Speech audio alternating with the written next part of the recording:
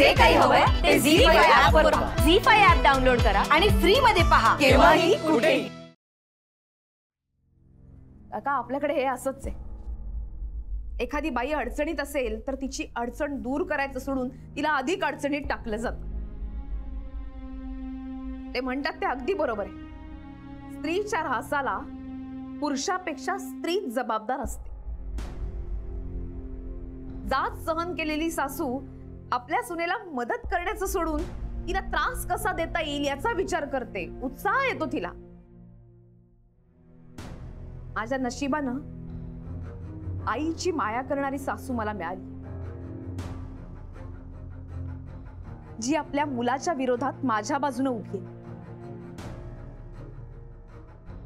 तरी तुम्हाला सगळ्यांना प्रश्न आहेत ना माझ्याबद्दल, सगळ्याची उत्तरं देईन. पण त्याआधी मला काही प्रश्नांची उत्तरं हवी. माझ्या नवऱ्याचं अफेअर होतं. मला सोडून माझा नवरा एका दुसऱ्या मुलीच्या प्रेमात पडला. घरी मुलगा तापानं फणफणतोय, पण तो या दुसऱ्या मुली बरोबर मॉल मध्ये शॉपिंग करत होता. आईन दिवाळीत मला घराच्या बाहेर काढलं आणि तिला घरामध्ये घेऊन आला.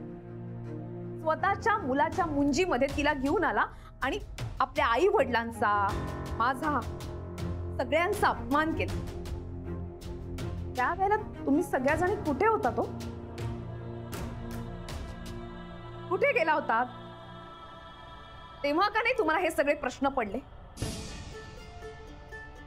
तेव्हा का नाही प्रश्न पडला तुम्हाला की हा माणूस आपल्या सोसायटीमध्ये कसा? याला आधी सुधारायला सांगा आणि मग आपल्या सोसायटीमध्ये राहायला सांगा, असं का नाही वाटलं तुम्हाला? तेव्हा आला होता तुम्ही तक्रार घेऊन? अका यांच्यापैकी कोणी आलं होतं का अशी तक्रार घेऊन? राधिका, दुर्दैवानं आपल्या समाजात चोर सोडून संन्याशाला जास्त शिक्षा दिली जाते.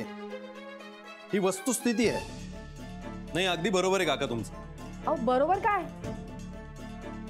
हे बघा, यांचा नवरा बाहेर ख्यालीपणा करतो, याला जबाबदार आम्ही आहोत का? तुम्ही आम्हाला का दोष देताय? हो ना. अहो तुम्हाला कुणीही दोष देत नाहीये. त्यावेळी तुम्ही ऑब्जेक्शन का घेतलं नाही एवढा साधा प्रश्न तिने विचारलाय.